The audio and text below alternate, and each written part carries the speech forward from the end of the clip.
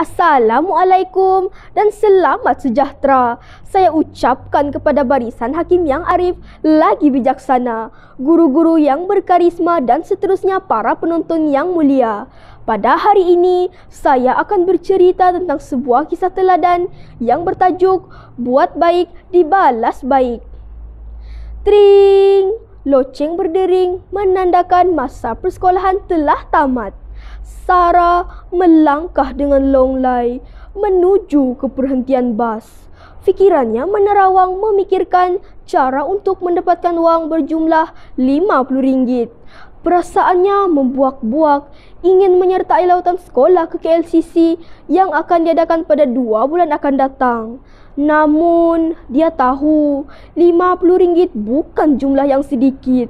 Apatah lagi ayahnya baru sahaja mula bekerja setelah kehilangan pekerjaan akibat perintah kawalan pergerakan yang dilaksanakan oleh pihak kerajaan bagi membendung penularan virus corona. Setiba di rumah, Sarah terus menuju ke dapur. Kelihatan hanya telur goreng terhidang di atas meja. Bercucuran air matanya menjamah makanan tengah hari itu. Bukannya dia tidak bersyukur, tetapi dia tahu ibu bapanya terpaksa berjimat cermat agar mereka dapat meneruskan hidup. Petang itu, Sarah nekat untuk mencari wang bagi membiayai iuran lawatan itu. Dia bergerak ke kawasan pembuangan sampah. Tujuannya ke sana untuk mencari tin aluminium. Tin itu akan dijual di pusat pengumpulan gitar semula yang terletak berhampiran dengan tempat tinggalnya. Setiap petang, Sarah melakukan aktiviti mencari tin aluminium. Kadang-kadang, dia terpaksa bergerak lebih jauh untuk mendapatkan tin yang lebih banyak. Pernah juga dia dikejar anjing liar yang ada di kawasan itu. Nasib baik ada jirannya yang membantu menghalau anjing-anjing tersebut. Sarah tidak berputus asa walaupun banyak cabaran dihadapinya. Hari berganti hari, akhirnya tabungan Sarah telah cukup RM50. Betapa gembiranya hati Sarah, segala penat telahnya terbalas jua. Impiannya untuk menyaksikan keindahan bangunan KLCC akan tercapai tidak lama lagi. Esok merupakan tarik akhir untuk membayar iuran lawatan itu.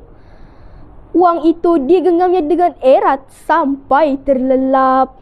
Tiba-tiba terdengar suara ibu Sarah memanggil ayahnya. Sarah cuba mengamati butiran percakapan ibunya. Rupa-rupanya ibunya meminta wang daripada ayahnya untuk membawa adiknya yang diserang demam panas ke klinik. Berlaku pertengkaran kecil antara mereka. Ayahnya memberitahu bahwa dia tidak memiliki wang yang ada cukup-cukup untuk membeli keperluan harian mereka. Sarah cuba menutup telinga dengan telapak tangannya. Namun, usahanya tidak berjaya. Lantas, dia bingkas menuju ke ruang tamu. Wang RM50 dalam genggamannya diserahkan kepada ibunya. Ibunya terperanjat. Ini wang hasil titik pelu Sarah. Kata ibunya cuba menolak bantuan Sarah. Tak apa, Mak. Kesihatan adik lebih penting, jawab Sarah sambil cuba menahan air matanya yang mula bergenang. Ibunya segera memeluknya dengan erat. Ibunya bangga kerana mempunyai anak yang baik hati seperti Sarah. Tanpa melengahkan masa, ibu bapanya segera membawa adiknya ke klinik untuk mendapatkan rawatan. Keesokan harinya, Sarah pergi ke sekolah seperti biasa. Walaupun harapannya untuk menyertai lautan sekolah itu telah hancur berkecai. Kesedihannya semakin bertambah apabila rakan-rakan sekelasnya mula menyerahkan wang iuran kepada guru kelas mereka, iaitu Cikgu Anita. Tanpa Sarah sedari, air matanya menitis membasahi pipi.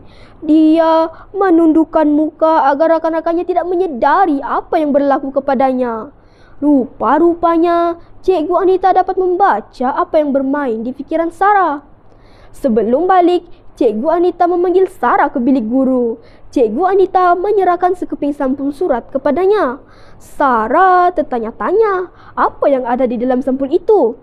Cikgu Anita menyuruhnya membuka sampul tersebut. Sarah pun membuka sampul itu dengan berhati-hati. Terperanjatnya Sarah apabila melihat ada wang RM50 di dalamnya. Cikgu Anita menerangkan bahawa wang itu adalah wang ihsan daripada guru-guru. Hal yang lebih memeranjatkan lagi, Cikgu Anita juga memberitahu bahawa yuran lawatannya juga telah dibayar. Jadi, wang RM50 yang ada tu bolehlah digunakan sebagai wang saku semasa lawatan nanti. Sarah tidak mampu menahan sebab. Bibirnya tidak putus-putus mengucapkan terima kasih kepada Cikgu Anita. Dia benar-benar tidak menyangka impiannya untuk melihat LCC akan tercapai. Mata Cikgu Anita juga berkaca-kaca menahan sebab. Dia bersyukur dapat mengembirakan anak muridnya itu. Lagipun Sarah murid yang baik. Jadi, memang wajar kebaikannya diberikan pengiktirafan dengan menghadiahkan lawatan yang diingininya selama ini. Sarah berterima kasih kepada guru-guru yang baik hati kerana telah memberikan sumbangan itu. Sarah juga bersyukur kerana kebaikannya dibalas dengan kebaikan juga akhirnya. Benarlah, buat baik dibalas baik. Demikianlah berakhirnya kisah tentang Sarah. Banyak pengajaran yang boleh dijadikan teladan daripada kisah ini. Antaranya, kita hendaklah sentiasa bersyukur dengan apa yang kita miliki, walaupun hidup kita tidak semewah orang lain. Selain itu, kita hendaklah berusaha mencapai cita-cita kita, kerana usaha itu tangga kejayaan. Akhir sekali, sesungguhnya anak yang baik hati adalah anak yang sentiasa bersedia meringankan beban ibu bapanya. Sekian, terima kasih.